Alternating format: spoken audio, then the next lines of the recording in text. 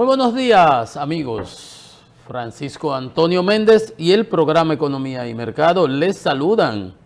Hoy lunes 17 de agosto del 2026, con 26 grados Celsius aquí en La Julia, Distrito Nacional. Pues ayer, como es de todo sabido, celebrábamos el 16 de agosto, Día de la Restauración. Y en esa ocasión, cada 4 años se acostumbra el cambio de gobierno, ¿verdad? El próximo será dentro de 2 años, el próximo 16 de agosto, pero del 2028. Sin embargo, en la República Dominicana por lo general, los 27 de febrero, los 16 de agosto, por la costumbre se utilizan como para hacer cambios gubernamentales, aunque algunos presidentes han tenido otro librito. Cada cual dice, se maneja a su manera. Pero bien, ayer el presidente, como le había venido recomendando, porque estaba de capa caída realmente su administración, con muchos funcionarios que, según las encuestas esas que se dan a conocer, que uno las toma con pinza de todas maneras, pero si hasta ellas muestran resultados de esas ejecutorias, que todo el mundo las ve y las evalúa, pésimas y números que los tiran por el suelo, pues era evidente que muchas recomendaciones habían de que el presidente tenía que darle un nuevo barniz, un respiro, darse un baño, qué sé yo, de un cambio, relanzar, se acostumbra a decir, relanzar su administración, relanzar el gobierno. Y en ese sentido ayer pues han y seguirán lloviendo los cambios gubernamentales. Yo estuve aquí la semana pasada, el miércoles, ¿verdad? Después vieron jueves y viernes tuvimos que, pues repetimos programas porque yo tuve que hacerme unas intervenciones en la vista y estoy aquí haciendo el esfuerzo. Hasta tengo mi lente oscuro que si me lo tengo que poner me los pongo, porque las luces aquí son muy fuertes y le afectan a uno. Pero estamos aquí haciendo el esfuerzo y les agradezco el que estén la condescendencia. En todo caso, tenemos muchas informaciones. Los mercados de combustible, de petróleo, fruto de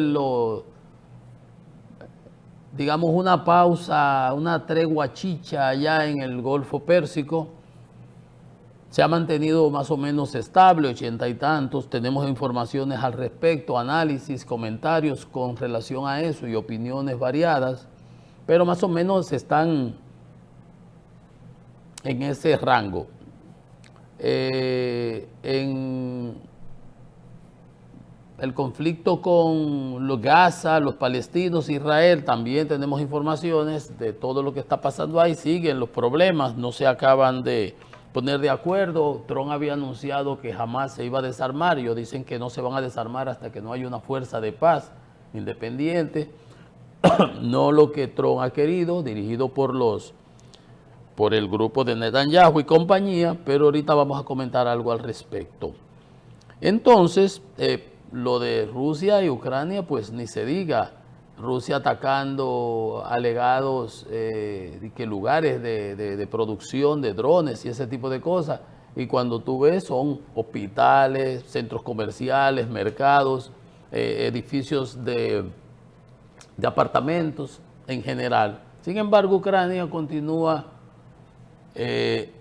atacándole los centros logísticos, centros de control, almacenamiento de combustible, de municiones, de antenas de radares y todo ese tipo de cosas, puertos donde doble uso, fragatas en el puerto de Novorossiysk, ha tenido que irse del Mar Negro hacia allá, hasta el extremo, porque no puede. El bloqueo, digamos, marítimo y también terrestre que se le tiene a todo lo que es la península de Crimea, y eso sigue más o menos en esa circunstancia, y los rusos atacando con misiles las ciudades de Ucrania, y matando y destruyendo edificios y edificaciones y muertos, por supuesto, por un tubo.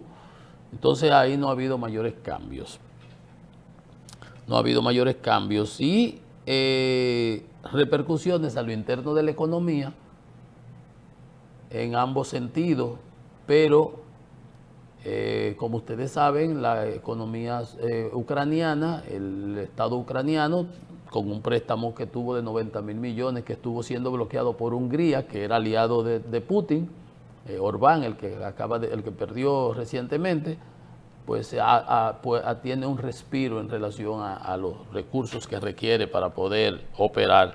Pero los ataques de uno u otros a los barcos de exportación de granos, de cereales, aquí en el Mar Negro, va a complicar la situación a nivel internacional. Y los ingresos para Ucrania, que también estaba cosechando, acababa de cosechar con todo y la guerra, una gran producción de trigo, y que no va a poder exportar o tendrá que buscar vías alternas por el Danubio, por Rumanía, países colindantes, para poder sacarlo a los mercados. Esa es una situación complicada, pero no se vislumbra un resultado inmediato. Ahorita algunos detalles conoceremos porque, o de una vez, este fin de semana, el 17 estamos en la madrugada y el 16, Ucrania atacó con más de 800 drones zona de Moscú y destruyó el almacén de Wildberries, que ya lleva de los 15 mayores alrededor de 10 destruidos. Y las pérdidas, esta es una especie de Amazon gigantesco, 200.000 metros cuadrados. Eso fue un incendio a una distancia de alrededor de unos 35 kilómetros de Moscú, el más grande de todos. Y en Samara le destruyeron otro, o sea, llevan como unos 10 de 15 de los más grandes, aparte de los pequeños. Y las pérdidas estimadas y los recursos que va a requerir de esa compañía, además de las implicaciones que tiene con todos los suministros de pequeños retailers, detallistas, negocios pequeños relativamente, comparado con el monstruo que es él, para operar. Si yo tengo una tienda de celulares y de esas cosas que usted ve en una tienda de celulares y las pido, vienen por ahí de China, vienen de otro sitio a través de ellos, pues ahí se perdió todo y esas tiendas que tuvieron que pagar ex ante, pagar una carta de crédito, importar todo eso, van a perder todo eso y eso va a tener implicaciones. Se habla de más de 15.000 millones de dólares, con todo y los problemas que tiene la economía, los bancos en dificultades.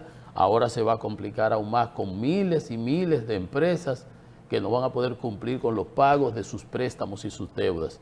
O sea, bien estratégica la situación porque va a seguir complicando la situación económica de Rusia.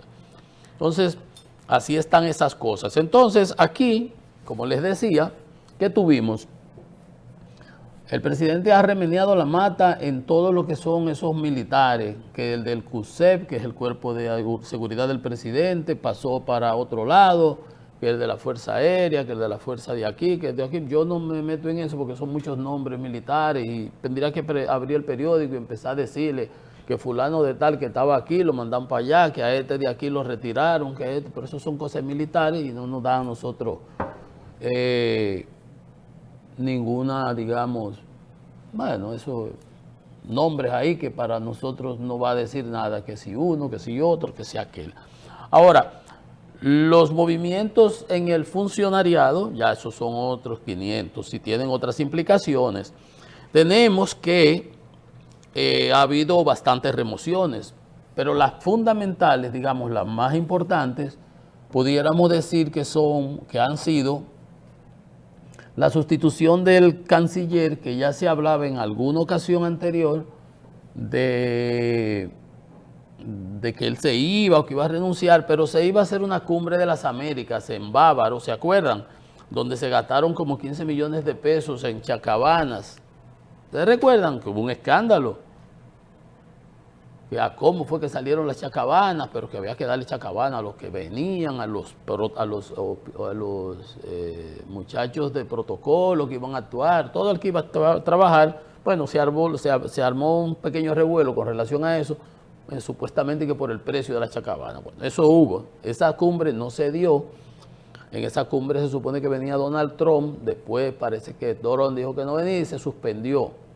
Y con todos estos problemas geopolíticos que ha habido en la zona, que Cuba, que Nicaragua, que Venezuela, cuando Maduro, etcétera, que Lula y aquí y allá, el que estaba anteriormente allá en Chile. Entonces, esa cumbre se suspendió y se decía que el canciller se iba en aquella ocasión y que pues lo mantuvieron ahí para que pues terminara su gestión ya encargándose ya de la preparación y la realización de la misma. Pues la cumbre se suspendió y todo ha seguido business as usual, ¿verdad? Igual que siempre, no ha habido mayores sobresaltos. El canciller encargándose de los asuntos de política exterior, los pleitos con Venezuela, las posiciones con respecto a Haití, pero sonaba en aquel entonces Paliza, que Paliza era que iba a ser el canciller. Y según las malas lenguas, no puedo yo tener información al respecto, habían objeciones, no sé si de los Estados Unidos, por asuntos como de doble nacionalidad o algo, no sé si es que él es español o tiene, no sé, la verdad que no domino eso, no sé, solo sé que sí hubo, sonó muchísimo que él iba para la Cancillería, Paliza, en aquella ocasión, y que había alguna objeción, no preciso de qué tipo de objeción y de dónde provendría, pero la realidad es que eso sonó. Bueno, ahora el presidente acaba de designar a Ito Bisonó, que le ha ido bastante bien esta administración. Mi amigo Ito estuvo 4 años en Industria y Comercio. Hace 2 años, ¿verdad? 2. Pasó al Ministerio de la Vivienda en sustitución de Bonilla, el que estaba ahí. Y ahora lo acaban de designar nuevo ministro de Relaciones Exteriores, en sustitución del señor Álvarez, que estaba ahí. Digo que le ha ido bastante bien porque en esta administración va a durar los 8 años en diversas funciones y de alto nivel de ministro en cada una, ministro de Industria, que es una gran posición, ministro de Construcciones y Vivienda y eso, que también, y ahora como canciller, que es una de las principales posiciones gubernamentales. Con relación a la anterior,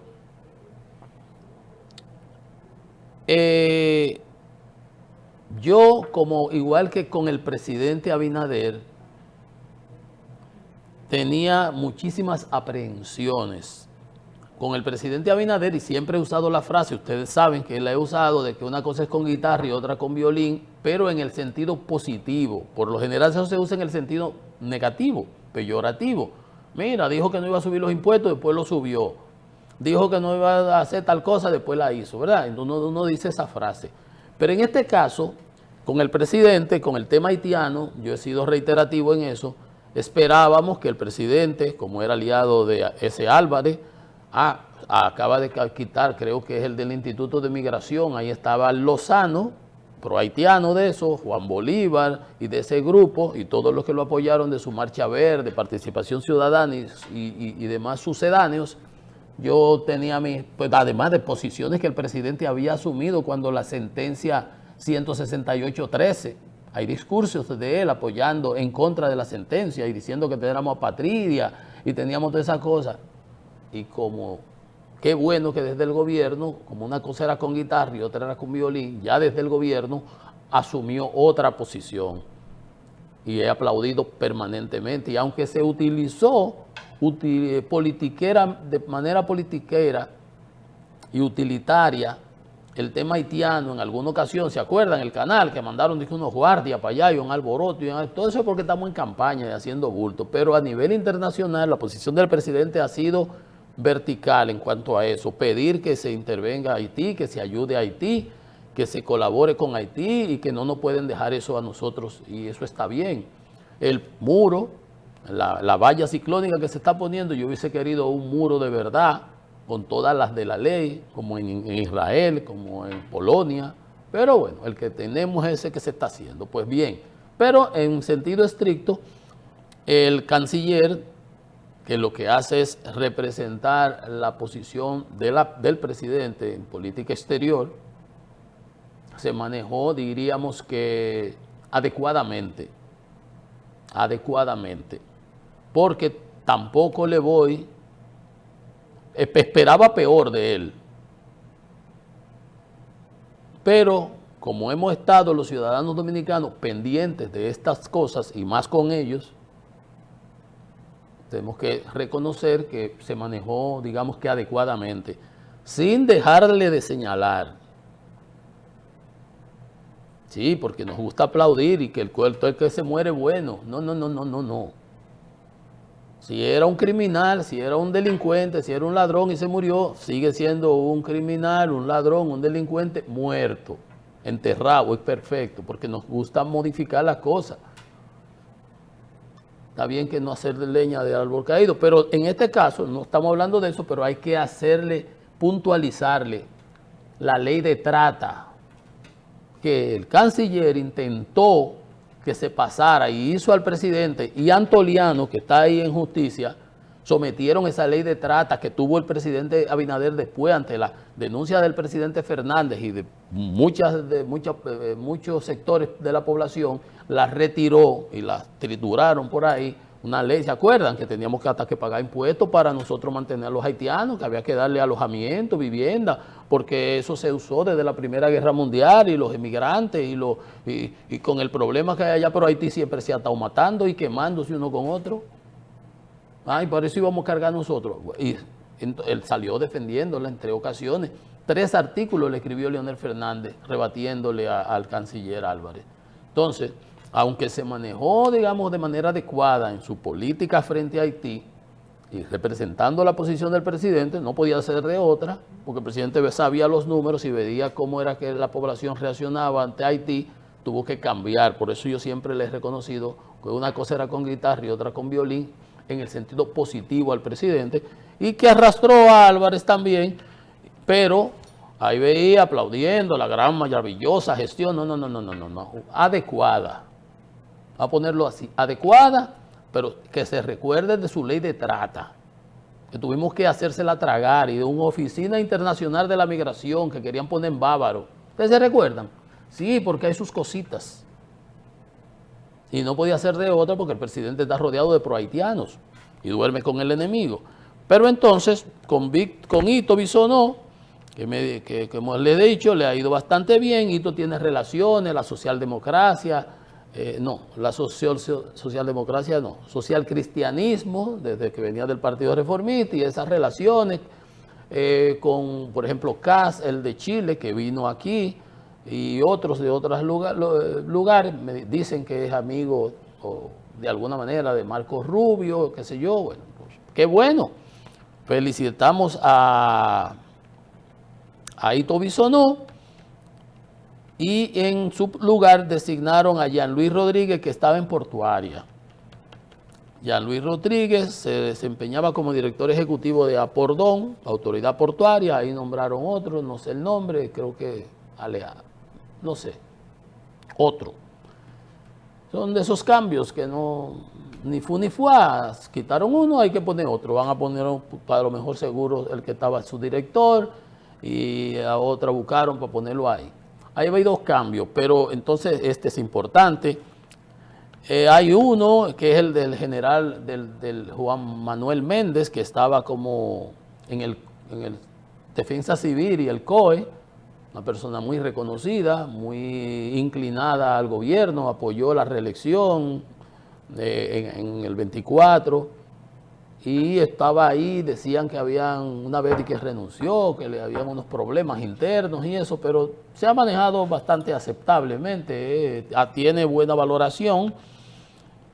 Pero lo mejor de todo es que ha sustituido a Milton Morrison, que fue un fracaso ahí, y que claro, anda haciendo bulto por ahí, diciendo, como hacía una vez cuando cambiaron a el que estaba en el Ministerio de Educación, Fulcar, que para una fecha parecida a esta, el día anterior estaba él presentando en PowerPoint los logros de su gestión, y cuando le sacaron después, que lo acabaron al otro día, lo canceló el presidente, y el que entró, que fue el chino aquel, empezaron a salir todo el desastre que él tenía ahí, ya porque claro, usted nada más presenta lo que le parece.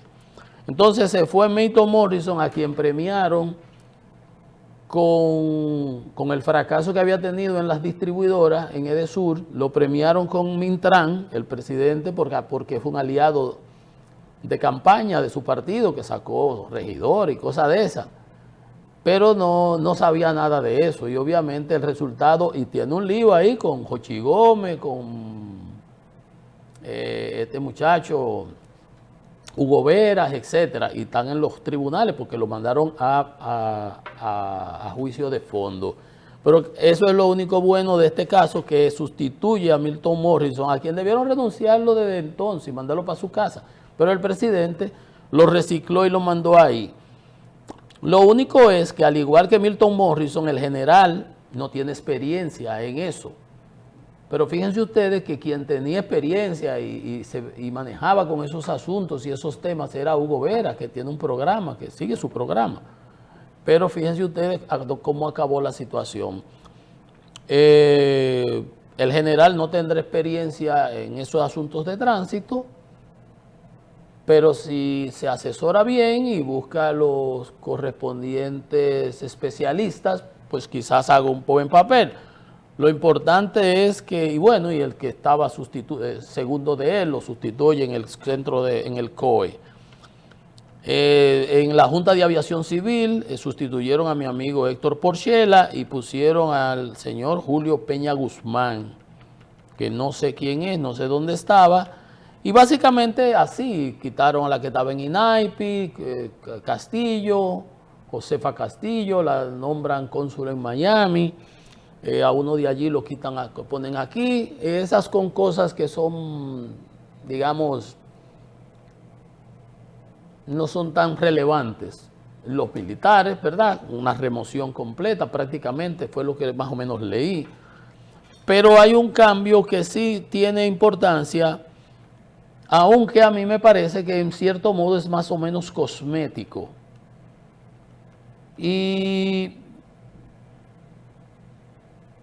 Y esa es la designación del ministro de Energía, mi amigo y ex profesor Joel Santos, como presidente del Consejo Unificado de las Distribuidoras, en sustitución de Celso Marrancini, que era presidente, estaba como presidente del Consejo Unificado, el CUE de las EDES.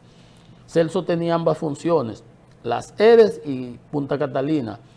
Yo, desde Punta Catalina, se ha manejado excelentemente bien, se corrigieron los problemas de antaño y ha operado y está operando muy bien. Entonces le designó en el Consejo de las Sedes, porque todos los que pasaron por ahí, ninguno dio pies con bola.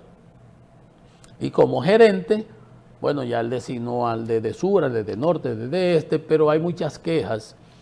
Hay muchas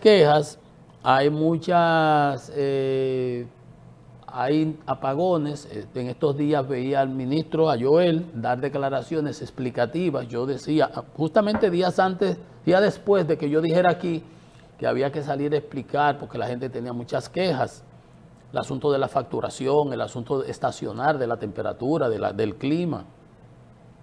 Y parece que ante todas esas que el aumento, porque llegó julio, agosto, el verano, no es el mismo consumo eléctrico. Y la gente a veces no se da cuenta, y que había que hacer una campaña eficaz, eficiente, que sea explicativa, pero que a la gente había que darle respuesta. Pues yo he visto quejas. Yo vi una señora romper el medidor con una mandarria, que le llegó la luz de 37,000 pesos, una casita. ¿Cómo es posible? ¿De dónde? Gente de 2,000 presentando la factura, de 2,000, de 4,000, que me subieron a 18,000, a 20,000. Eso no puede ser. Entonces yo siempre he dicho que la mejor manera de mandarle una señal al ejecutivo que está arriba, que en este caso era Celso, de la manera que se están manejando aguas abajo los gerentes medios y los operativos en las áreas comerciales, etcétera, era haciendo las reclamaciones y las quejas. y que a través de Protecon, con los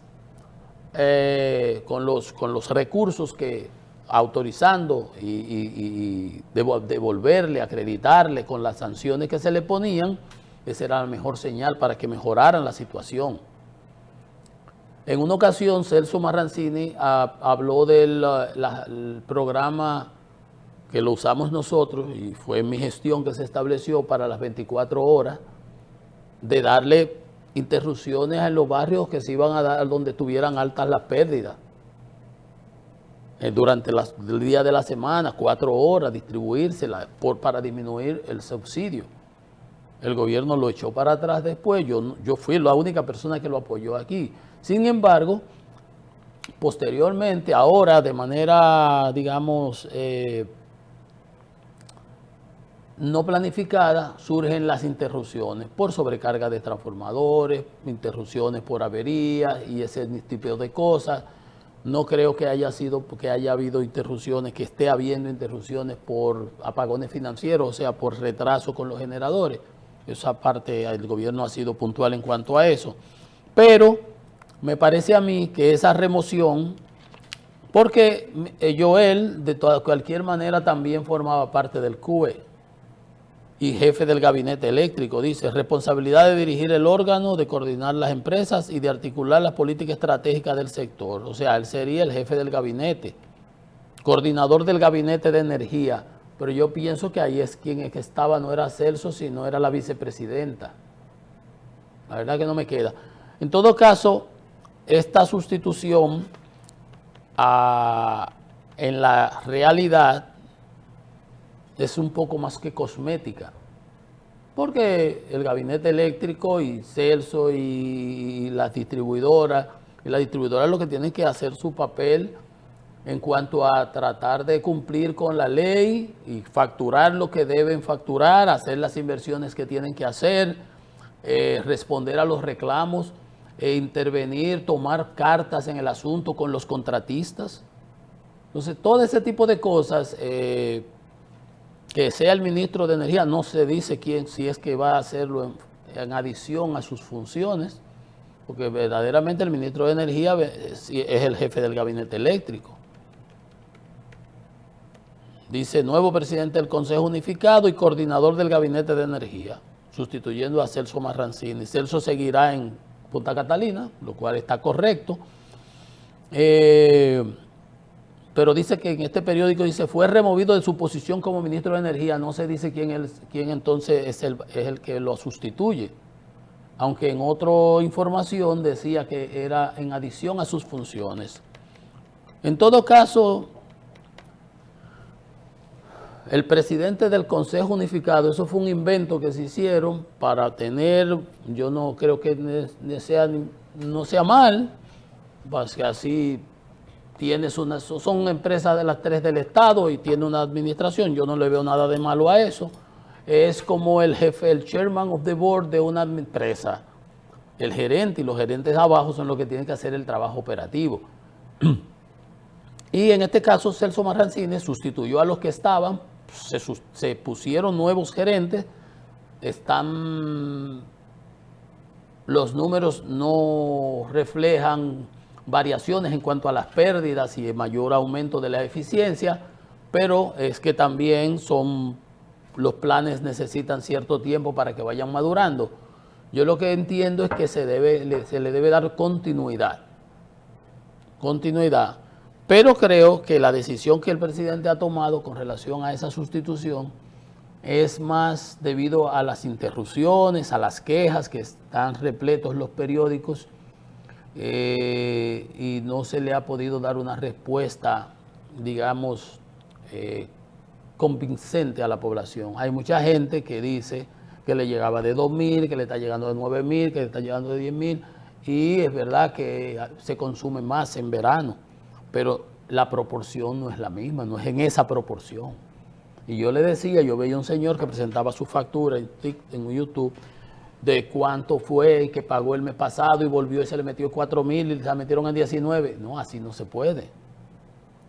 Entonces, yo creo, y siempre lo he dicho por aquí, al igual que pro usuario de la Superintendencia de Bancos y en esta situación de Protecon de la Superintendencia de Electricidad, el mejor mensaje que se le transmite a la gerencia, a esta posición del presidente del Consejo Unificado, para que supervise a sus gerentes, los resignados, de que los planes están ejecutándose, de que el servicio al cliente es adecuado y de que se está aplicando la ley en cuanto a las facturaciones y que no hay chanchullos y que todo está bien, es cuando hay esas reclamaciones que son positivas a los usuarios.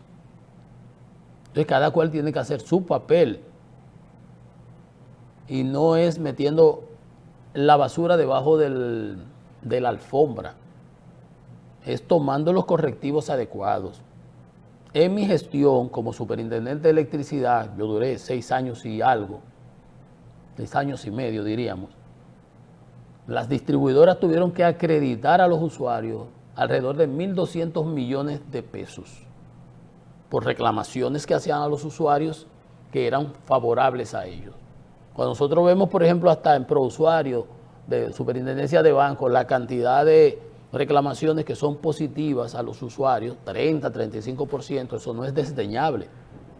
Eso es importante. Entonces, esa es la mejor información que puede recibir un ejecutivo allá arriba que no sabe cómo están las facturas, cómo se están haciendo, con esas reclamaciones, con esas quejas, gracias, que tienen que ser atendidas de manera diligente, porque el cliente, yo aprendí de niño, mi padre tenía negocios, mis tíos, mi mamá, el cliente siempre tiene la razón. Y el sujeto de las empresas distribuidoras es el cliente, no el usuario. Fíjense que digo usuario y digo cliente. Usuario es el que usa la electricidad, el que se la roba y no la paga, y que se conecta él mismo. No, pero el cliente que tiene un contrato, que tiene un NIC, que tiene un medidor, que debe tener un medidor, que ese medidor no le pone la mano el cliente, no debe ponerle, solamente le pone la mano los contratistas. Usted ve quejas en edificios que el medidor no estaba bueno, pero si no estaba bueno el culpable es usted. Y no puede venir a cargarle ahora unas facturas que nadie sabe dónde salieron, porque yo puedo tener una demanda en mi casa, aire y abanico y de todo, y no usarlas, o usarlas racionalmente. Entonces es muy fácil y siempre la soga corta por lo más delgado. Yo espero que Joel, mi amigo, pueda, digamos, continuar los esfuerzos que ha venido haciendo Celso, porque la situación realmente no se soluciona tan simple y sencilla como con un cambio de nombre. Vamos a hacer una pausa. Esto es Economía y Mercado.